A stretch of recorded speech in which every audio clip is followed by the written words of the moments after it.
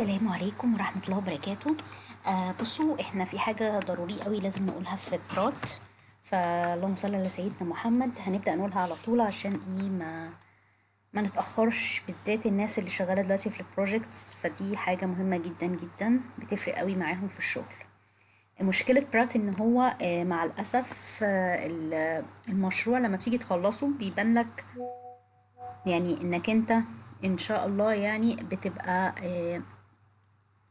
شغال انت عادي جدا. احنا زي ما قلنا لكم خلوا بالكم من حاجه، اهم حاجه ان كنتوا ما يبقاش ان هو متاكتف السهمين، وسيبوا المسافه دي كلها وانتوا بتشتغلوا صح. انا طبعا اكيد بما ان انا قلتها لكم يبقى انا اكيد عملتها. فانا لما اجي اكتب هنا هوت دي مسافه، اوكي، ف وسجلت الفايل بتاعي وقفلته. في بقى مشكلة بتحصل ان مع الاسف الفونت بتاع الكلام اللي بيتعمل في البرات مع الاسف بيتغير. يعني انا مثلا سبت المفروض كل المسافة دي، كل المسافة الزرقاء دي انا سايباها فاضية، ومتأكدة ان انا سايباها فاضية، لان انا ببقى في بعد شوية انا هاجي اشتغل في المراجعة، ففي ساعات كلمات ناسياها، حروف ناسياها، فبسيب كل دي فاضية عشان لما اجي اعمل ما يبقاش فيه مشكلة عندي وتنزل للسطر الثالث. زي ما انتم شايفين لو انا عملت لكم كل السيجمنتس بتاعتي، بصوا السيجمنتس كلها واصله لفين، بصوا الكلام واصل لفين، بصوا كل ده معناه ايه؟ معناه ان هو غير الفونت اللي انا بتعامل بيه، ومع الاسف خلى الشغل بتاعي كله يبوظ. لان هو لو دلوقتي العميل راح له بالشكل دوت، طبعا العميل هيقول ان انا ما بفهمش حاجه لان هو طالب مني حاجه وما اشتغلتهاش. فانا المفروض اعيد كل الشغل تاني. فخلوا بالكم يا جماعه وانتوا بتشتغلوا، احنا كنا بنقول على الحاجات اللي هي غلط وحاصله، وان كنتوا تخلوا بالكم. بصوا وصلت لحد فين، انتوا متخيلين الفونت لما بيتغير بيوصل لحد فين؟ فانتوا المفروض ان كنتوا تخلوا بالكم من الحكايه دي، عشان الحكايه دي هتفرق قوي. لان الليدر مع الاسف مش كل الليدرز بيراجعوا، بس الليدرز اللي راجعوا فوجئوا بالحكايه ديت وافتكروا ان الناس شغاله غلط، وهي الناس مش شغاله غلط، هو البرنامج اللي بيعمل الحركه دي. بصوا هنا هوت مثلا كان في سبيس وانا مش واخده بالي، بصوا مجرد ما شلت السبيس ايه اللي حصل يا جماعه؟ لو عملت السبيس،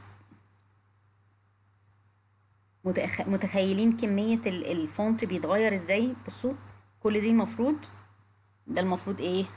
بصوا نزلوا تحت ازاي، بصوا بتاع ما كانتش فيها اي تحت، بصوا نزلها تحت ازاي. لو انا عملت اندو للي انا عملته مش هيقدر يعملها. بصوا راح منزلها تحت ازاي وهي اصلا ملهاش وجود. يعني هي الكلمة دي كلها زي ما انتم شايفين كده هوت هي فوق، وفي مسافة كبيرة، بصوا راح منزلها تحت لمجرد ان انا لغيت حاجة. خلوا بالكوا عشان هو بيشتغل مع نفسه وبيعمل حاجات مع نفسه، والحاجات دي مش صح. لان بص انا لما حطيت الواو ورجعتها تاني، بصوا طلع الكلام ازاي فوق، والبتاعه دي ما بقتش متاكتفه. هاجي انزل بصوا مفيش نزول تحت، فهو عمال يعمل حاجات مع نفسه. فخلوا بالكم من الحكايه دي، حاولوا على قد ما تقدروا. لازم ما يعني بصوا هتحاولوا على قد ما تقدروا الكلام بتاعكم ما يعديش الحته دي، ماشي يا جماعه؟ يعني كل ده يبقى فاضي، كل الازرق ده،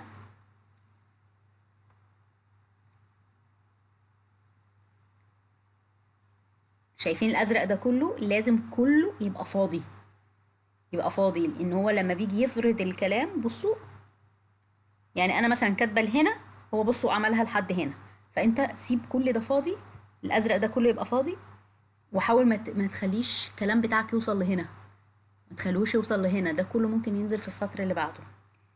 الحاجه دي مهمه جدا يا جماعه، لان زي ما قلت لكم شغلك هيتقال انك انت مش شغال بروفيشنال.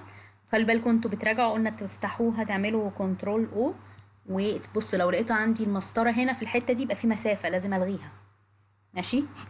واتاكد ان كل المسافات مفيش حاجه في الوسط، مفيش اي سبيس انا مش شايفها. ربنا يوفقكم وان شاء الله خير. بس زي ما قلت لكم لازم تراجعوا، لازم بعد ما تسيفوا، احنا قلنا نسيف كنترول اس، عشان وانت بتسيف وتيجي تسيف في الاخر خالص بيطلع لك البرات كوليكشن، والبرات كوليكشن دي انت ما بتعرفش تفتحها تاني، فايه ما بتقدرش تفتح على الفولدر، على البرنامج نفسه يعني. فانت تسجل على طول، تقول كنترول اس وتعمل لك فولدر تحط فيه حاجتك، وايه، وعلى بركة الله تتأكد انك انت شغلك كله سليم. راجعوا يا جماعة، راجعوا على قد ما تقدروا قبل ما تسلموا. انا بصوا، انا راجعت وسلمت واكتشفت بالصدفة وانا بسجل الفيديو اللي فات ان الفونت اتغير، ان حاجة اتغيرت، ان ازاي نزل الاكتف فين وفين. اكتشفت ان هو بيغير الفونت على حسب ايه، ال- على حسب البرنامج اللي اتفتح. ماشي، فتتأكدوا مرة واتنين وتلاتة. هو معلش البرنامج ده صعب شوية، مش صعب الحقيقة، هو هايف، بس في حاجات من كتر الهيافة بتبقى فيها غلطات كتير يعني.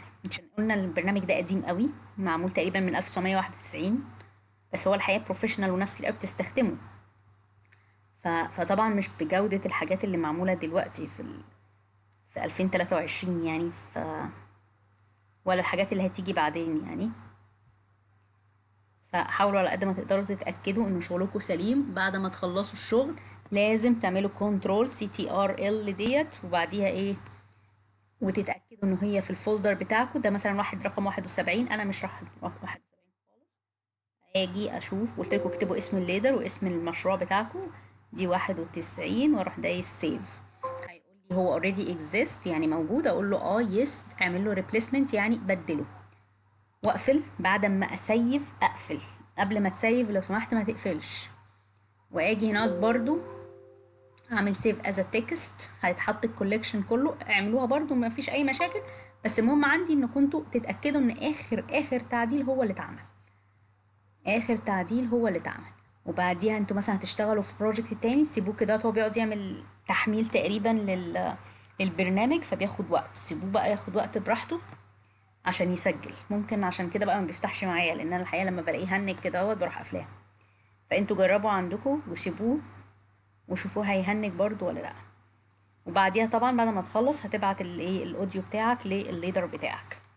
ربنا يوفقكم. بس الحكايه دي مهمه جدا، لان زي ما قلت لكم الشغل بيقعدوا يراجعوا كل الشغل تاني، وبياخد منك اوقات كتيره جدا. خلي بالك بعد اذنك، وربنا معاكم.